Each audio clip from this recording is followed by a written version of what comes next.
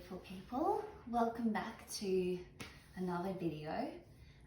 So today I thought I would go into beginner inversions. So one of the things that I noticed when I was teaching in studios and in gyms was that a lot of people would come in and they would be really concerned about not being able to be a yogi or be really flexible or really cool with their poses.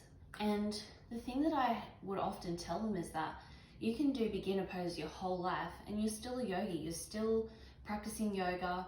And inversions, while they look cool and we can gradually build up to them, the benefits are the same whether you do the first step or whether you do the final step. So today I'm going to work through a beginner version that eventually leads to a headstand. So it's just about getting comfortable on the head. It's about turning the blood flow in the opposite direction, which is the benefit of inversions, is that you get the body turning the other way. Okay, and it's often quite scary when you're first beginning. So I'm going to work through this little class, a mini class, a tutorial just on inverting today. Okay, so we'll just center first. So find a comfortable seat, close your eyes, spine up straight.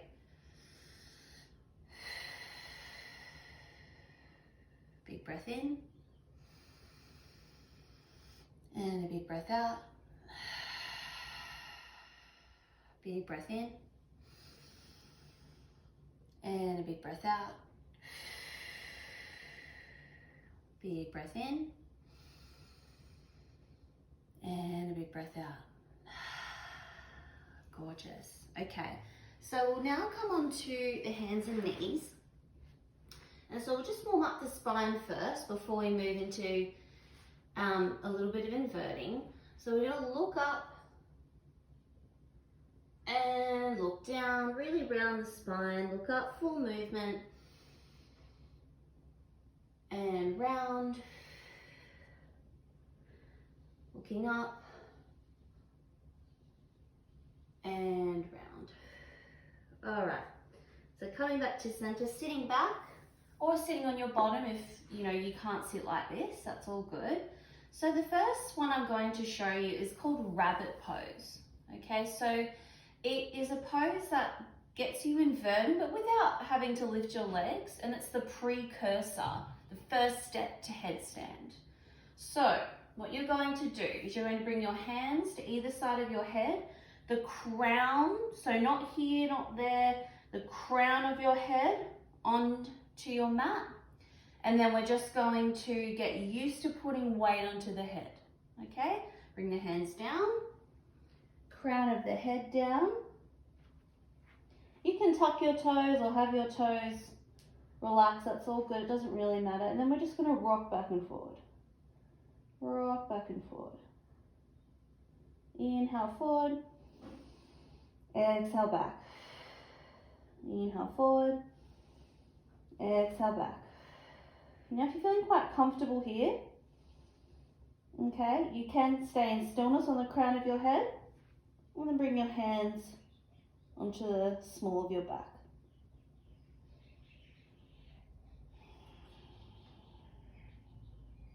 So with inversions, we want to stay in an inversion for 5 breaths minimum to get the real benefit out of bringing that blood flow in the opposite direction.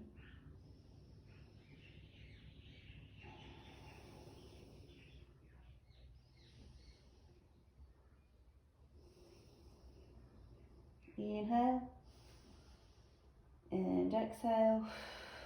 One more big breath in and a big breath out.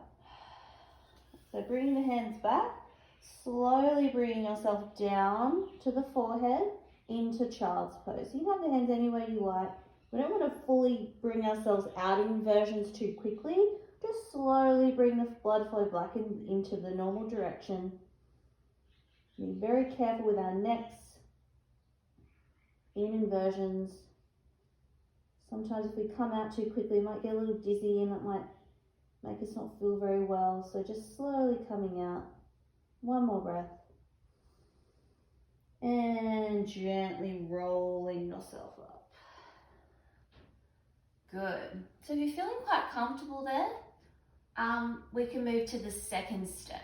Okay, so only once you've mastered that, feeling quite good in each step, do you move yourself to the next one. Okay, so it's not a race, and I found the most beautiful thing and why I've continued with yoga practice for, oh, how long is it now?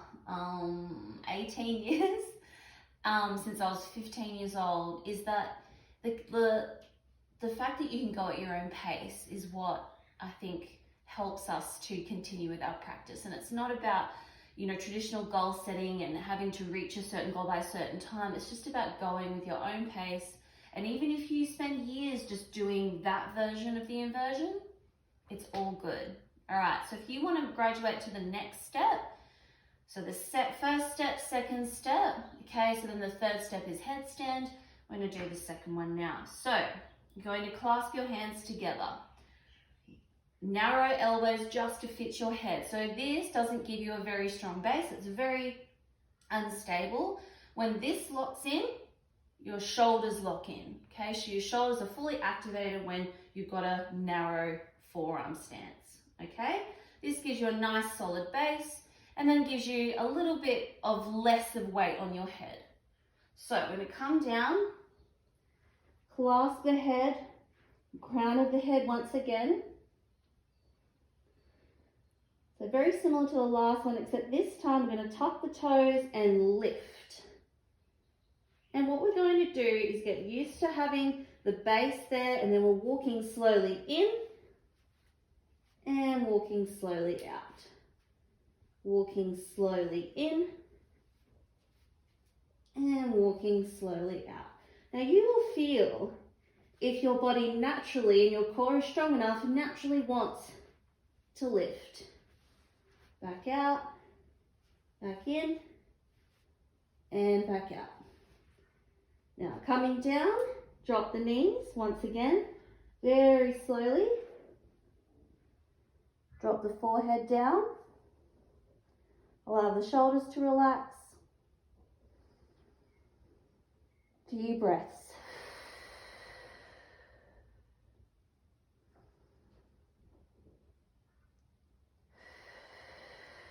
One more big breath in. And big breath out. All right, so we're coming back, hands by the side, gently lift yourself up and rolling up. Okay, so that was step 2. Now you can continue moving in between those 2 steps, or we can try headstand. Now, I'll preface this by saying that you need to do this in a space that is safe for you. Okay, so I would try perhaps not doing it on a hard floor like I am, but I'm very experienced. Always have a mat, maybe do it on grass, maybe do it on a wall, but I would recommend not trying to do it on walls because you rely on the wall.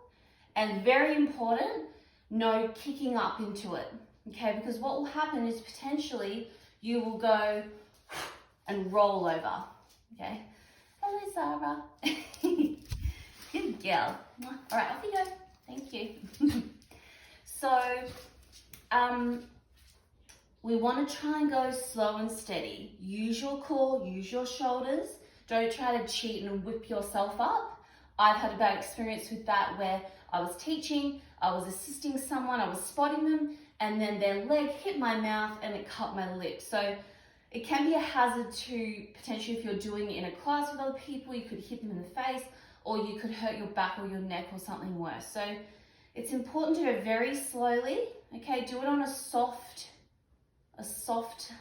grounding if you can, and then do it very slowly. Okay, so I'm going to show you the tuck first and then slowly lifting the legs. Now it's no rush, like I said, it's not a race.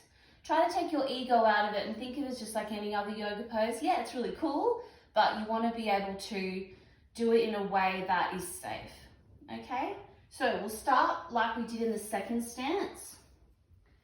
Clasp. Bring the crown of the head down.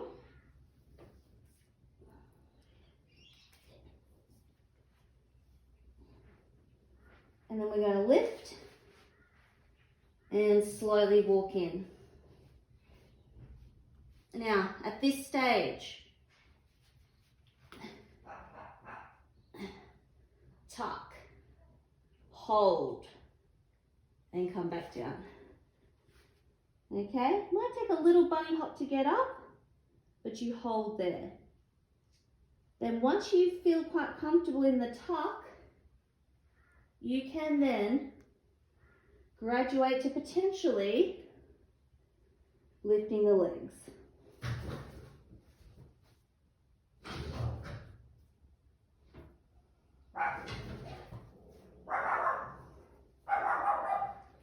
Okay, so lifting up,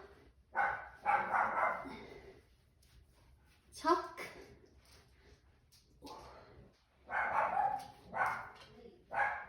and then coming down. Okay.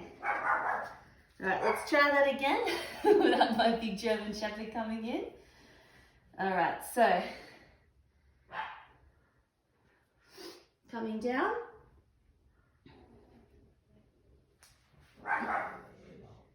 Lifting up.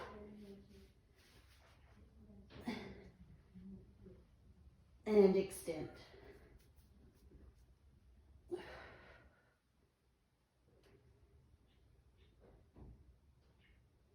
And coming down slowly. And once again coming into child's pose.